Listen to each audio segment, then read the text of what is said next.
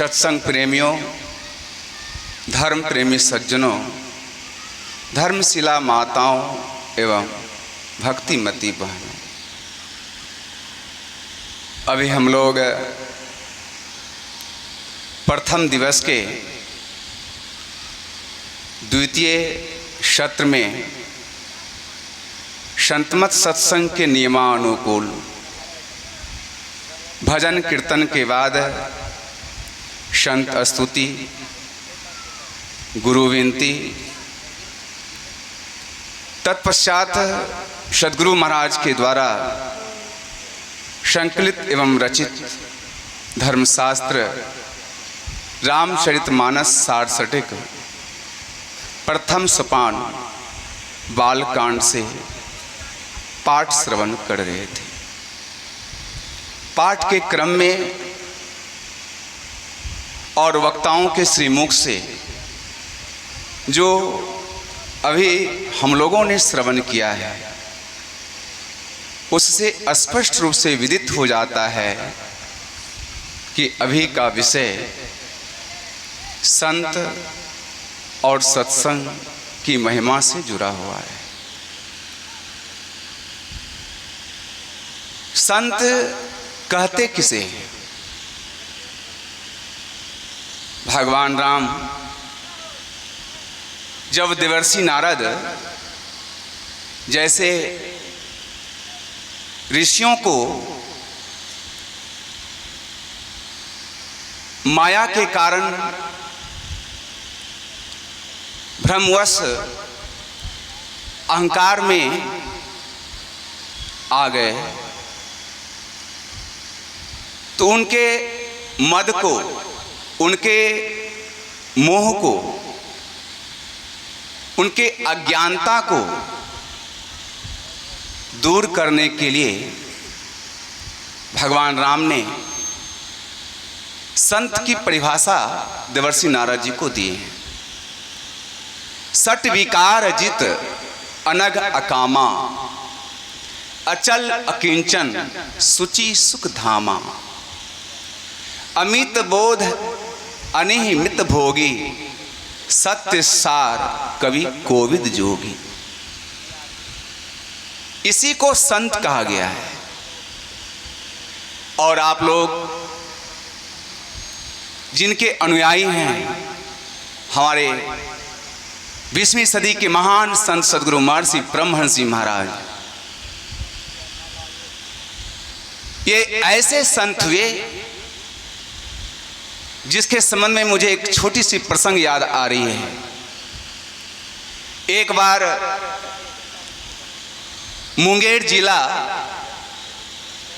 के अच्छे विद्वान, अध्यात्म प्रेमी, वे प्रायः गुरु महाराज के शांति संदेश को पढ़ा करते थे और पढ़ने के क्रम में उन्हें जिज्ञासा हो गई कि महर्षि में ही परमहंस जी महाराज का दर्शन करना चाहिए, ऐसे संतों का दर्शन करना चाहिए। जिज्ञासा हो गई, लेकिन जब वे मुंगेर से भागलपुर आए और भागलपुर में वे विश्वविद्यालय में एक छोटी सी सरकारी कर्मचारी के रूप में काम किया करते थे। ऑफिस तो आ गए, कार्यालय तो आ गए, मन में जिज्ञासाएं भरी हुई है कि गुरु महाराज का दर्शन करने के लिए कुप्पा घाट जाते। ज्यों ही उन्होंने अपनी जिज्ञासा मन में रखे और इसके बाद जब उन्होंने सोचा कि भाई विश्वविद्यालय से आश्रम की दूरी कुछ है, इसके लिए जाने के लिए यात्रा व्यय के लिए कुछ चाहिए। ज्यों ही उन्होंने अपने पॉकेट में हाथ लगाया तो देखा कि कुछ भी पैसे बचे हुए नहीं हैं। अब वे जिज्ञासु थे लेकिन विवश हो गए। सोचने लगे, मन में व्यग्रताएं बढ़ती चली गई। कुप्पा घाट कैसे जाएं, गुरु का दर्शन कैसे करें। अब उनके अंदर में ऐसी जिज्ञासा जग गई, जाने के लिए पूरी तरह से इच्छुक हैं, लेकिन कुछ मजबूरियां थी जिसके कारण वे जाने में सक्षम नहीं थी। देखिए संतों की कृपा क्या होती है। संजोग से उस भागलपुर यूनिवर्सिटी, उस भागलपुर विश्वविद्यालय के जो प्रोवीसी थे डॉक्टर रामधारी सिंह दिनकर जी, जो राष्ट्रकवि के नाम से जाने जाते हैं, ऐसे राष्ट्रकवि के मन में जिज्ञासा हो गई और कहते हैं अपने आदेशपाल को, सुनो, जाओ कार्यालय में शिवचंद्र बाबू बैठे हुए, उनको बुला करके ला। शिवचंद्र बाबू को बुला करके लाया गया।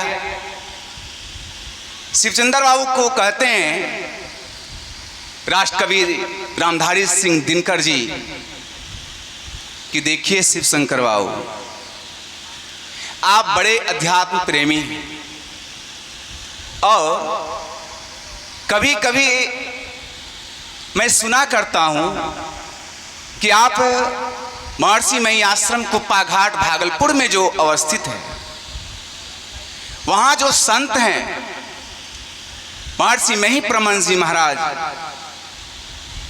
उनकी बड़ाई आपके मुखों से प्राय सुनी जाती है। और आज मुझे भी जिज्ञासा हो रही है कि आपके ऐसे संत जो महर्षि मही प्रमन जी महाराज हैं, मैं उनका दर्शन करूं। अब जैसे उन्होंने कहा शिवचंद्र बाबू खुशी और आनंद से झूम गए, हृदय से प्रफुल्लित हो गए। कुछ देर के बाद राष्ट्रकवि दिनकर जी कहते हैं, हाँ शिवचंद्र बाबू, एक शर्त है।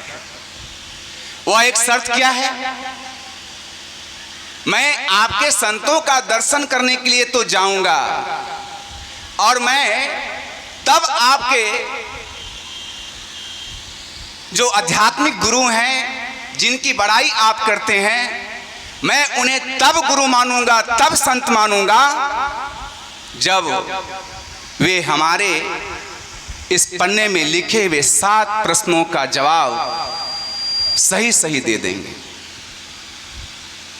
देखिए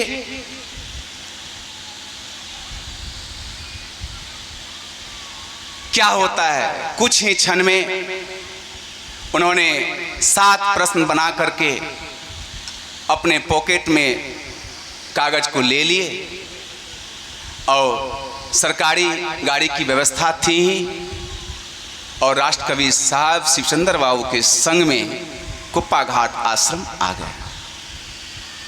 जब आए तो मुख्य द्वार के अंदर घुसने से पूर्व ही गुरु महाराज अपने साथियों से कहते हैं सुनो, जाओ मुख्य द्वार को खोल दो, और कुछ ऐसे लोग आ रहे हैं, उनके बैठने की व्यवस्था सुव्यवस्थित कर दो। अब गुरु महाराज के साथ में रहने वाले जो थे